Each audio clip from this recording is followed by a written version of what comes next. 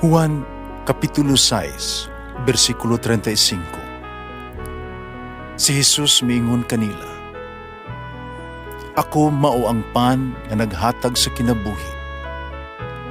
Ang muari kanako dili nagayod gutomon, ug ang mutuo kanako dili nagayod uhawon."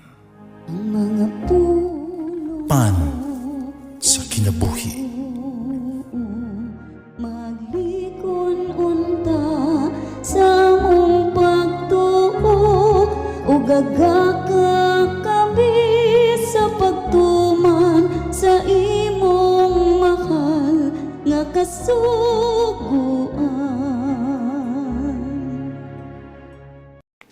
Ang Ginoo na kaninyo. Santos nga Ebanghelyo sumala ni San Marcos. Dito yung mga matutudlo sa balaod, nakabati sa panaglalis nila.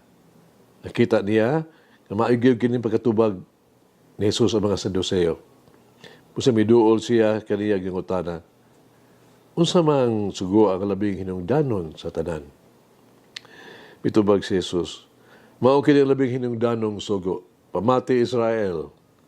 Ang Ginoo ang atong Dios, mao ra gayud ang Ginoo. Kinahanglan mahalon mo ang Ginoo sa tibuok mong kasing-kasing, tibuok mong kalag, tibuok mong salabutan, tibuok mong kusog. Ang sugo mao kini, hiyugmaa ang imong isikataw sama sa imong kaugalingon. Wala na'y sugo kalabi pang hinungdanon kaniining duha. Ang tutudlo sa balaod miingon ngadto kang Hesus, husto ka na magtutudlo. Tinuod ang imong gisulti. Ang Ginoo lamang mao'y Diyos. Kung walay laing Diyos, gawas kaniya. Busa ang tao, kinahanglan yung magmahal sa Diyos, tibuok niyang kasing-kasing, tibuok niyang salabutan, tibuok niyang kasug, o kinahanglan gugmaon niyang isikatao, sama siyang kaugalingon. Mas maayo pang pagtuman ining duha kasugo, kay pagdalag mga nanap, nga sunugon, ibabaw sa halaran, o paghatag, ug ubang mga halan ngadto sa mga Diyos. Nakaalinggat si Jesus kung maalamon kaayo ang iyang tubag, busa siya miingon kaniya, dili ka halayo sa kaharian sa Dios. Well, nagyoy na nga has pagpagutana kaniya. Ang Ebanghelyo sa Ginoo. Pasalamati ang Ginoo kay siya maayo, ang iyang gugma mulungtad hangtod sa kahangturan. Pasalamati ang Diyos sa tanang mga Diyos, ang iyang gugma malungtaron. Pasalamati ang Ginoo sa mga Ginoo, ang iyang gugma malungtaron.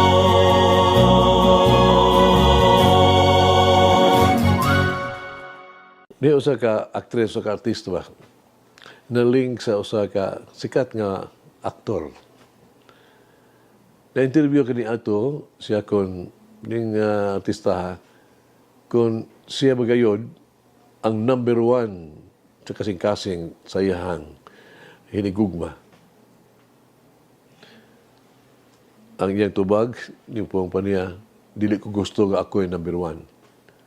Kaya kung nandun na yung number 1, doon na siya yung number 2. Doon na siya yung number 3. Ug uban pa. Gusto ko nga, ako lang ang iyang mahalon. Sa mga paagi, sa makigugma sa Diyos, wala sa numero nga itawag duha o tulo nga kitugutan. Higmaon na to ang Diyos sa tibuok yun na itong kasing-kasing, kalag, kuna-kuna, salabutan, uban pa. Ang kasing-kasing nagpadayag kung unsa ang naasulod sa tao, ang sentro sa kinabuhi sa usa ka tao. Atong relasyon sa Diyos may sentro na labing pinaka-importante. Kinahanglan dili siya tatahon sa marag usa gitawag tug tambal ba nga ingon na to nga muduol na taniya kuhaon na to kung atong gikinahanglan musampit kaniya dili unta gyud kini nga matang sa kinaiya ug batasan mahimo lamang nga pagkareliyoso nga wala maghimaya sa Dios ni mo resulta sa tinuol nga pagbag-o. Ang gipasabot ni ini mao nga higugmaon ang Dios nato labaw sa tanan. Ang pahigugma sa Dios sa tibok natong kalag, kinabuhi, nagpasabot ang pagkaandam nga ihatag ang kinabuhi sa usa nato ngadto sa Dios o itugyan ang tanan ngadto kaniya. Pasabot kini nga bug-os ug pagsalig. Ang pulong kalag, mga igsoon, ato makita di ang kabubuton, no? Nga nagpili sa Dios. No? Naghatag siya ang kinabuhi ngadto sa Dios. Sama sa ang hunahuna atong gihatag sa Dios. Nagtumong sa tuang mga ideya, panglantaw sa kinabuhi, ang pahigugma sa Dios sa tibuok natong hunahuna, nagpasabot sa pagtugyan sa tuang mga ipanghunahuna. Kasubanan sa atong panghunahuna, mga opinyon, mga desisyon ngadto sa Dios. Nagpasabot kini nga dili mosalig ang atong kaugalingon pagsabot kun dili pagdala sa ato ang matag hunahuna ngadto pagka masulundon o pagkaabig, pagkabihag sa makaluwas nga grasya sa Dios. Kini nagpasabot nga kita mulihog dili kung unsay ato ang gihunahuna o gibati apan sumala uyon sa pulong sa Dios. Pahigugma sa Dios sa kusog. Kini kusog nagpasabot kini sa tanan nato mga abilidad, mga talento, mga gasa, physical o uban pa gagahom. Kining tanang gikinahanglan itugyan ihalad ngadto kaniya alang sa iyahang himaya. Di kita mosalig sa tuang kagulingong kusog, kundi gamito nato ang atong kusog sa paghigugma kaniya. Mataglanot sa tuang pagkatao, matag aspekto sa tuang kinabuhi, kinahanglan kakuptan o ipuntang yun ngadto sa Dios ug sa iyahang ug sa dili nga hitup nga niyang grasya. Siya ang naghimong sukaranan ug rason sa tuang pagkatao ug mga lihok.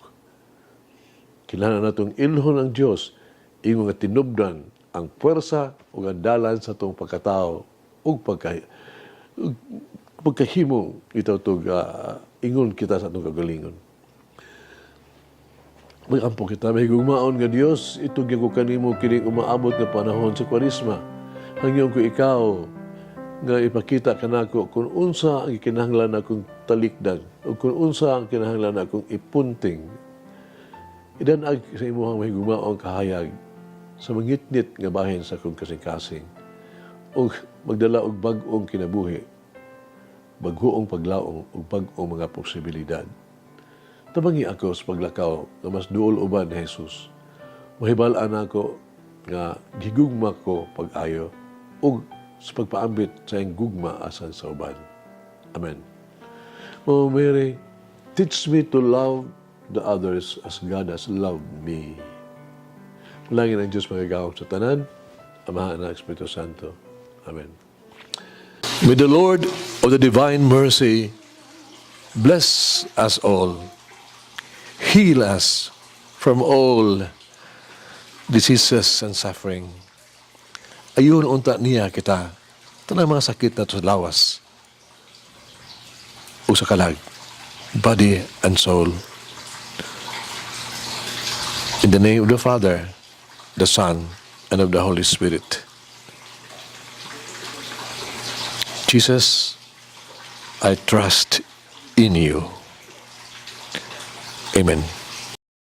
Whoever eats the bread of life will never hunger, says the Lord. Kay galaan inyong nabati ang pagpaambit ug hamubong pamalandong sa pulong sa Dios pinaagi sa tulumanon pan sa kinabuhi nga gidumala ni Monsignor Daddy Silva. Hangtod na usab sa sunod higayon, daghang salamat. The bread of life.